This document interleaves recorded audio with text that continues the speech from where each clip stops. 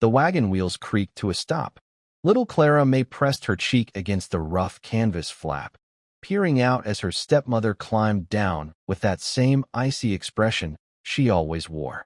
"This is where you get off, girl," Agnes said flatly, not even bothering to glance back.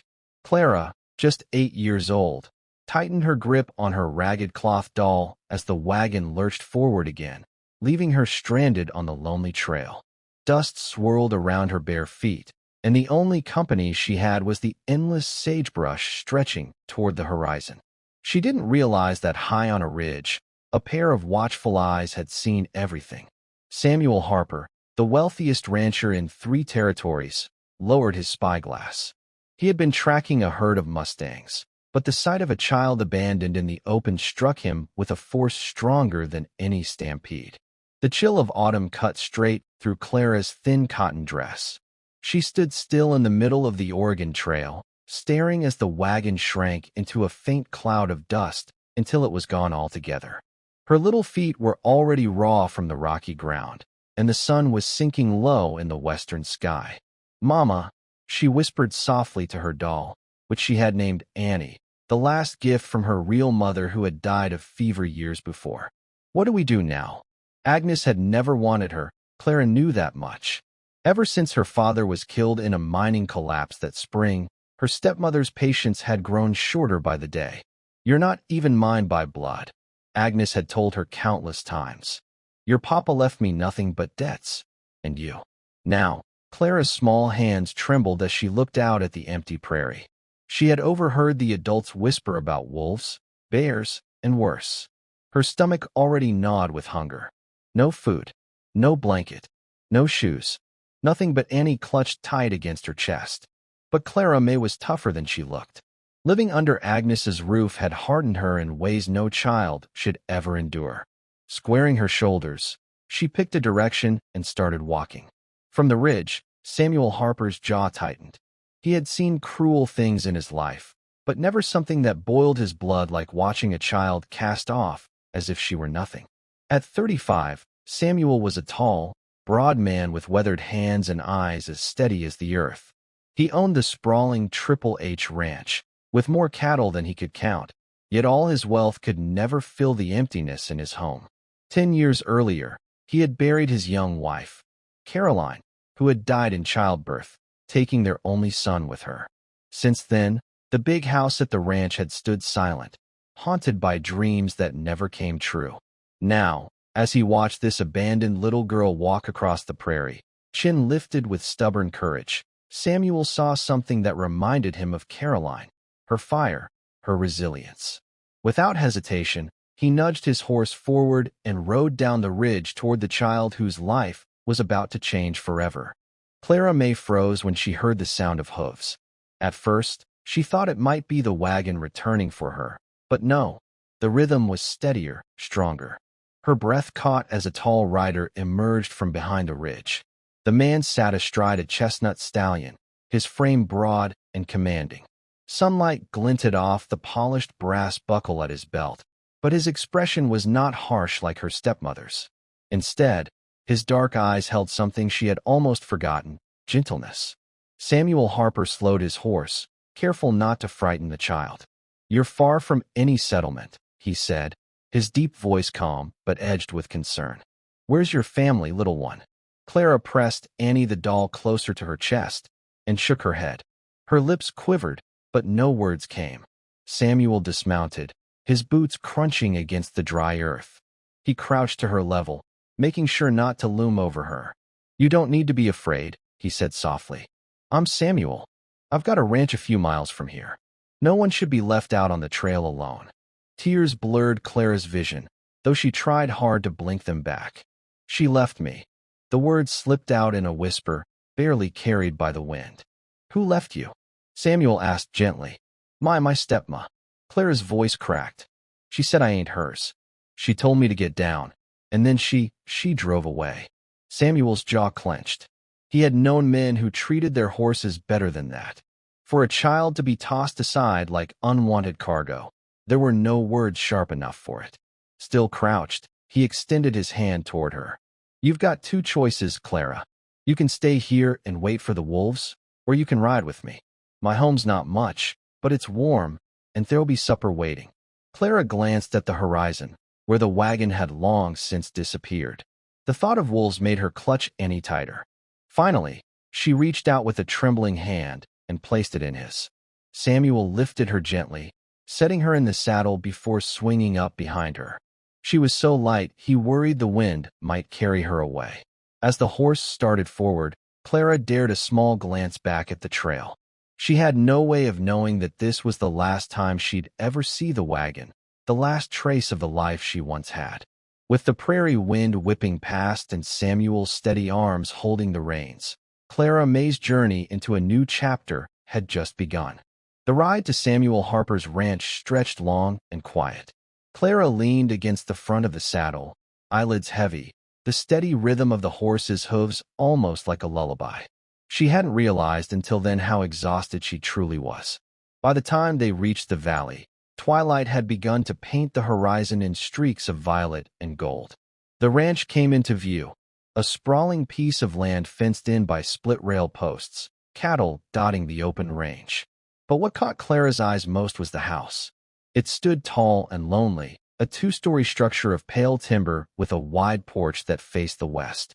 Even in the fading light, she could tell it carried years of silence.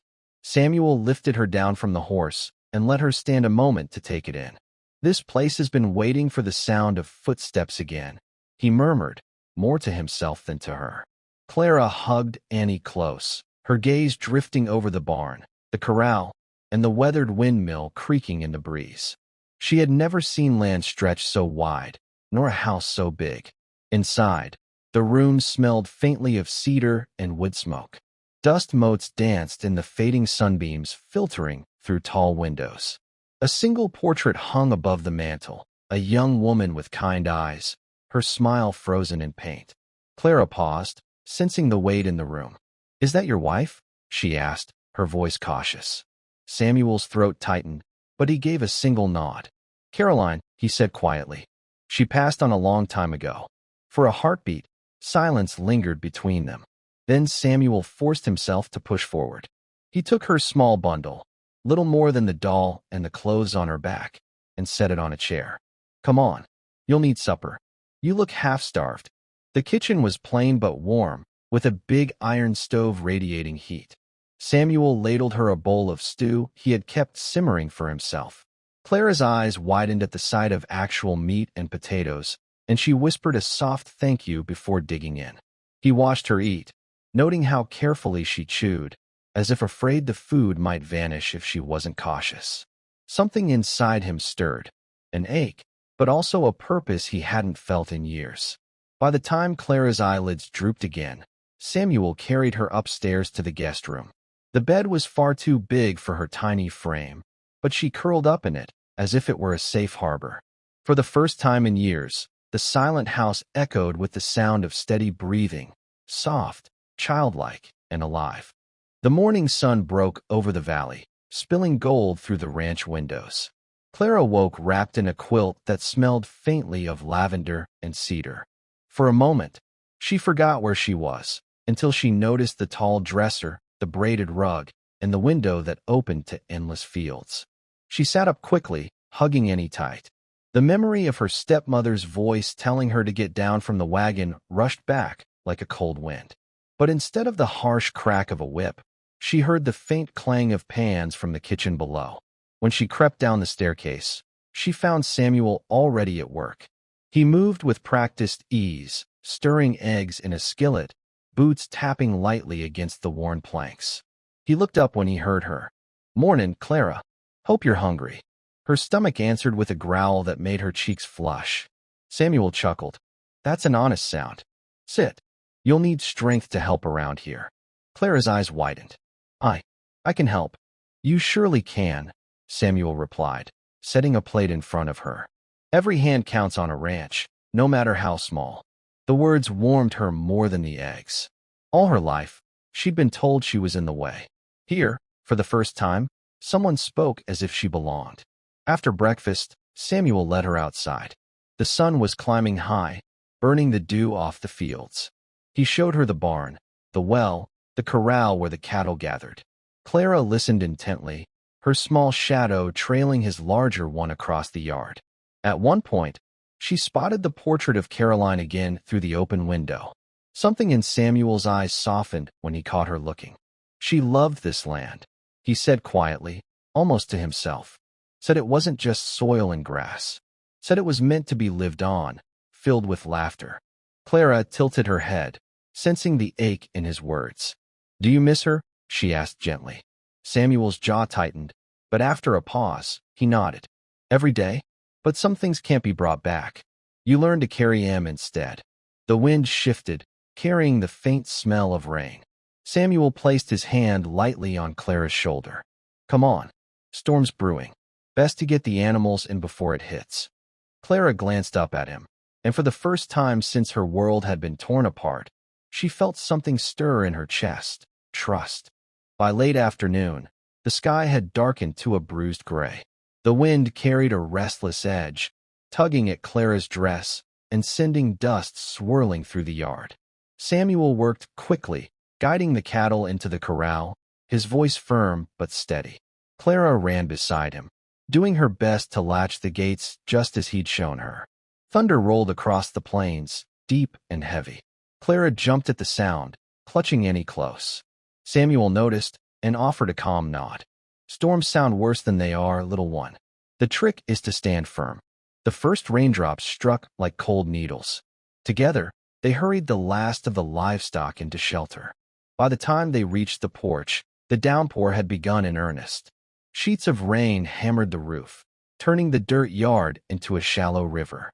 Inside, Samuel lit a lantern, its glow fighting against the gloom. Clara sat near the fire, hugging her knees as lightning forked across the sky.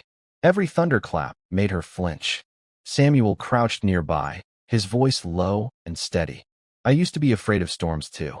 Caroline would tell me they were just the earth reminding us of its strength. Nothing to fear, so long as you're inside, safe and dry." Clara's wide eyes softened. Did she help you not be scared?" "She did," Samuel said, his gaze fixed on the flames.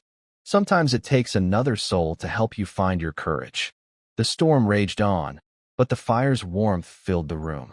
Clara rested her head against the arm of the chair, eyelids heavy, as Samuel told her about the land, about how the soil came alive after rain, how the grass grew taller, how every storm carried promise. Before long, her breathing slowed into sleep. Samuel tucked the quilt around her, watching the way her small hand still clutched Annie even in dreams. As lightning flashed against the window, Samuel felt a stirring inside him he hadn't known in years. The storm outside was wild, unrelenting, but for the first time since Caroline's passing, the silence within his home wasn't hollow. It was alive. When dawn came, the storm had passed, leaving the valley washed clean and glistening. The air smelled of wet earth and pine, the sky stretched wide and bright. Clara stepped onto the porch barefoot, her small toes pressing into damp wood as she breathed in the freshness. Samuel joined her with 2 mugs of steaming coffee, though hers held only warm milk. He leaned against the post, watching her take in the endless horizon. "Looks different after the rain, doesn't it?" he asked. Clara nodded slowly. "It feels new, like the whole world started over." He gave a faint smile. "That's the gift of storms. They tear things apart, but they leave behind a chance to begin again." Later, Samuel put her to small tasks, handing him nails while he mended a fence, gathering eggs from the coop, holding the bucket steady while he drew water from the well. She worked eagerly, her laughter ringing out when a hen pecked at her hand. Samuel found himself pausing just to listen. The sound was light, unforced, something the ranch hadn't heard in years. It reminded him of evenings long ago, when Caroline would hum softly as she cooked, when the house felt alive instead of empty. At supper, Clara asked him about the land, why he stayed here, so far from town. He told her how the soil had been his father's, and his father's before that. "This place holds every memory," he said, his voice low. "Every joy, every loss. Leaving it would be like walking away from myself." Clara tilted her head, thoughtful. "Then maybe it's the same for me now? maybe this place is mine too. The words struck him harder than thunder.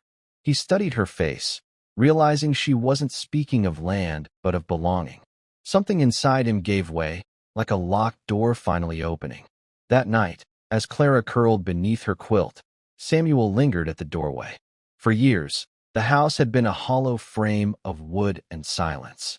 But now, with a child's soft breathing upstairs, it felt once more like a home. He whispered into the quiet, almost as if to Caroline's memory. She needed a place to stay. And I needed someone to remind me I was still alive. Outside, the crickets sang, and the ranch seemed to breathe again. Days blended into weeks, and life on the ranch began to fall into rhythm. Clara fed the chickens each morning, her laughter scattering across the yard when the hens clucked and fussed. Samuel taught her how to brush the horses, how to mend small tears in saddle straps, and how to whistle sharp so the cattle turned their heads. She picked up the work quickly, as though the ranch had been waiting for her all along. And Samuel, though quiet by nature, found himself speaking more, telling her stories of the land, of the wild winters, of the battles against drought and dust. In those stories, Clara felt herself stitching into something larger, something that finally gave her a place. But one evening, as the sun bled red along the horizon, a shadow appeared at the edge of the property. A wagon creaked slowly into view, its wheels crunching against dry earth. Clara froze on the porch steps, her heart racing. Even before she saw the figures, she knew. Her stepmother. The woman's sharp frame was unmistakable, her mouth drawn tight, her eyes scanning the ranch with cold judgment. Beside her sat Clara's half-brother, wearing the same smirk that had haunted her every memory. Samuel stepped out of the barn, wiping his hands on a rag. He saw the wagon, then glanced at Clara, who stood pale as a ghost. Without hesitation, he placed himself in front of her, his broad figure a wall of protection. The stepmother climbed down, her boots sinking into the dust. "I've come for what's mine," she said, her voice cutting. "That girl doesn't belong here." Clara's breath hitched, and Annie tumbled from her arms into the dirt. Samuel's jaw tightened, but his voice stayed steady. "She's not property. She's not yours to claim." The woman sneered. "You think you can keep her? You, a widower buried in dirt and cattle? She'll only drag you down." Samuel took one step forward, the kind that carried quiet thunder. "You left her to freeze in the dark. That makes you nothing to her." The silence that followed was thick, broken only by the restless shifting of the horses. Clara clung to Samuel's sleeve, her small hand trembling. For the first time, she felt the weight of her past colliding with the fragile hope she had found here. The stepmother's eyes narrowed.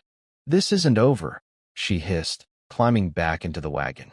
The wheels ground against the earth as it rolled away, leaving dust hanging in the fading light.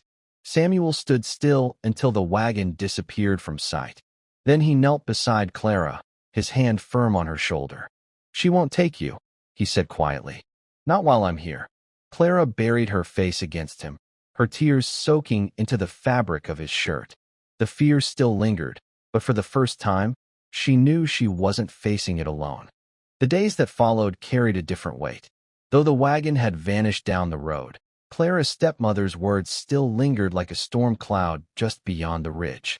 At night, Clara sometimes woke in fright, clutching Annie, afraid the door might swing open and steal her away. Samuel never dismissed her fears. Instead, he sat with her in the quiet, his voice steady as the ticking of the clock. "You're safe here," he reminded her. "Nothing touches you while I'm breathing." Gradually, the fear began to soften. Clara rose each morning to chores and sunlight, to the smell of bread baking and the sound of cattle lowing in the fields. She learned the names of the horses, discovered how to read the weather in the way the clouds leaned, and laughed again without checking over her shoulder. One evening, as the sky glowed gold, Samuel found her painting small pictures with leftover charcoal on scraps of paper. She had drawn the ranch, the corral, and a tall figure with broad shoulders standing beside a little girl. When she saw him watching, Clara blushed and tried to tuck it away, but Samuel lifted the drawing carefully. His throat tightened. In the picture, the tall figure's hand rested protectively on the child's shoulder. You see us, he murmured. Clara tilted her head. I wanted to draw family. Her voice was soft, but the words struck deep. For a long moment, Samuel couldn't speak. Then he placed the drawing back in her hands and said quietly, That's what we are now. That night, as the lantern flickered and the house filled with warmth, Samuel stood by the window. The ranch no longer felt hollow. It breathed again, alive with laughter, footsteps, and the quiet comfort of belonging. He whispered, not to the storm or to silence this time, but to himself, to the truth that had finally found him. I thought I'd lost everything. But maybe the Lord knew I still had something left to give. Upstairs, Clara's gentle breathing filled the night. And for the first time since Caroline's passing, Samuel closed his eyes knowing his home, his heart, and his life were whole again.